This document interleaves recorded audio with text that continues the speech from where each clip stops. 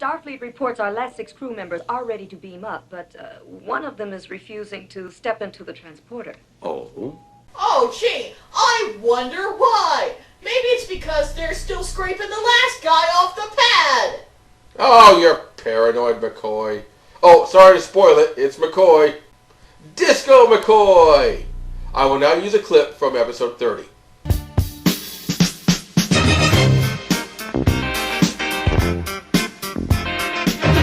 McCoy quit Starfleet as soon as the Enterprise got back, but apparently he was on reserve and got activated. Not by Starfleet in general, but by Kirk. Because this is really all about Kirk wanting to recapture his youth. So he wants to bring back all the old people. Bones is a thing out there. Why is any object we don't understand always called a thing? Because that's the word for it, you moron. Why is everything called an object? Oh, come on, McCoy. Trim your beard. Show some pride. And now the time has finally come for the Enterprise to launch.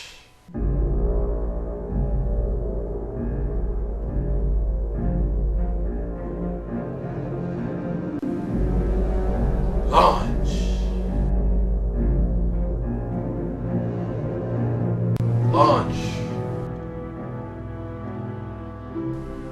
Freaking launch already! Dock control reports ready, sir. Launch!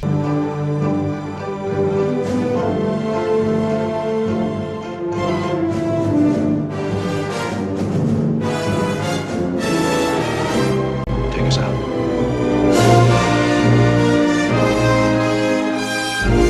Well, thank you!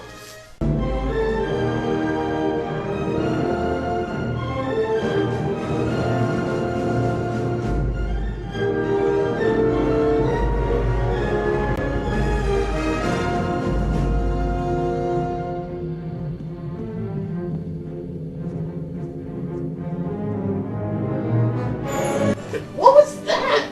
Okay, are we randomly cutting things in? I can get on board with that. From now on, when things get boring, random cut time. Let's start now. Kirk wants to get underway as soon as possible. The sooner they get to warp to meet this cloud, the further out it'll be, which makes sense, but Decker says that the engines aren't even tested yet. We better not warp while we're in system, because apparently if you warp in system, you might get glued to something in space and make...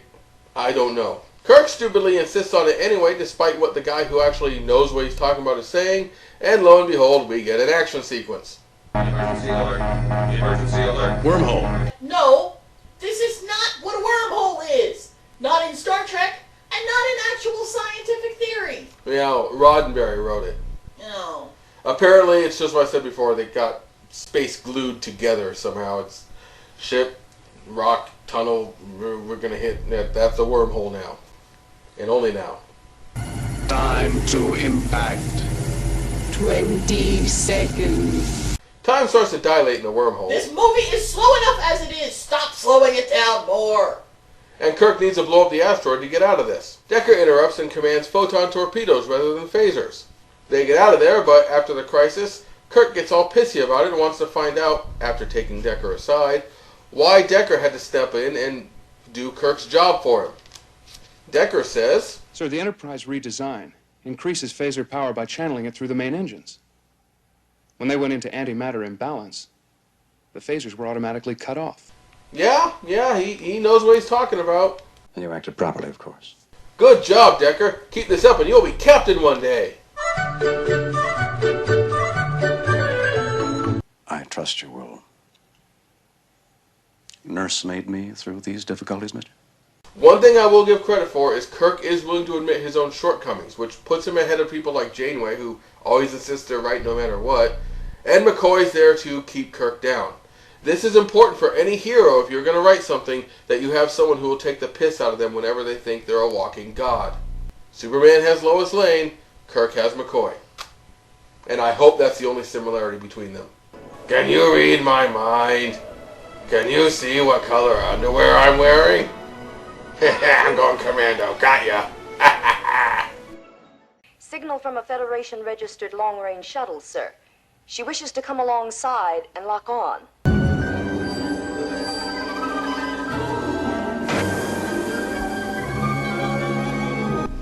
Danny Elfman off the port bow! Shoot it! Shoot it! Of course, it's actually Spock, arrived all groomed up and ready to join on as science officer. Well, so help me, I'm actually pleased to see you.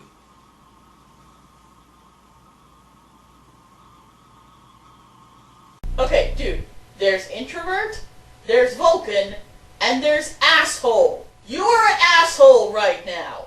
It's how we all feel, Mr. Spock. Captain, with your permission, I will now discuss these fuel equations with the engineer. And after just a couple hours, he fixes the engines and we're underway for real. After Spock does his thing, Kirk calls him and McCoy over into the officers' lounge to discuss why Spock came here. Spock admits to having sensed the intelligence and that it is this cloud, so he joined up with Enterprise to help them in their mission and also to understand it more himself. After Spock leaves, McCoy's a little concerned that Spock's loyalty might be tested, and Kirk says he refuses to believe. Because Spock's never had loyalty problems because of a weird alien in the past, has he? You got a friend in me. You got trouble, and I got them too. There isn't anything I wouldn't do for you. We stick together, see it through, 'cause you got a friend in me. So the Enterprise is able to catch up with the cloud and intercept it, and they try hailing it, to no avail. Spock is able to mentally pick up that whatever intelligence is at the heart of this cloud did try to contact them, but they haven't responded, and so it attacks them. Chekhov is hurt, even though the shields hold and they don't get vaporized. Spock figures out that the cloud hailed them at a super fast, super high frequency speed, and programs the computer to give a matching hail back. That will hopefully be understood.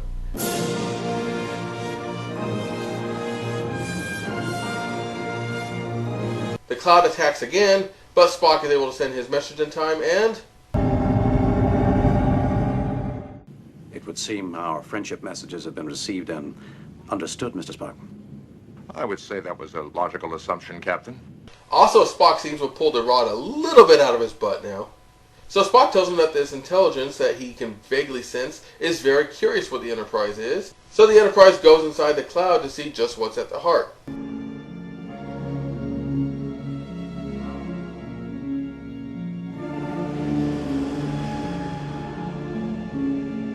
What the hell is going on?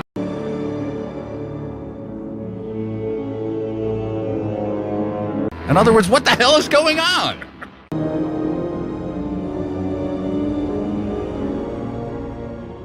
So in other words, to reiterate, what the hell is going on? What the hell is going on? And then an energy probe invades to learn more about the Enterprise by accessing its computers. So Spock, this ideal of Vulcan logic, smashes the keyboard to break the computer. It slaps Spock away, and when Ilia gets up to try to help, it fixates on her and ends up vaporizing Ilia. Captain, we've been seized by a tractor beam. We cannot break free, Captain. We have only a fraction of the power necessary. Oh good, another journey of utter visual splendor. It's like an audio-visual feast. It isn't only our act that gets them. We've got personality. After a bunch more nothing, something breaks into Ilia's quarters. And it looks like Ilia. It's cooling down in the shower, but it's got a weird sensor on its throat. Turns out this is a mechanism designed to copy Ilia.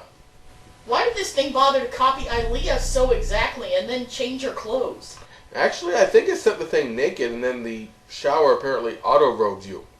Why does the shower auto-robe you in something so ridiculously short? Because this is still Kirk's ship and Roddenberry wrote it. Pervs ahoy!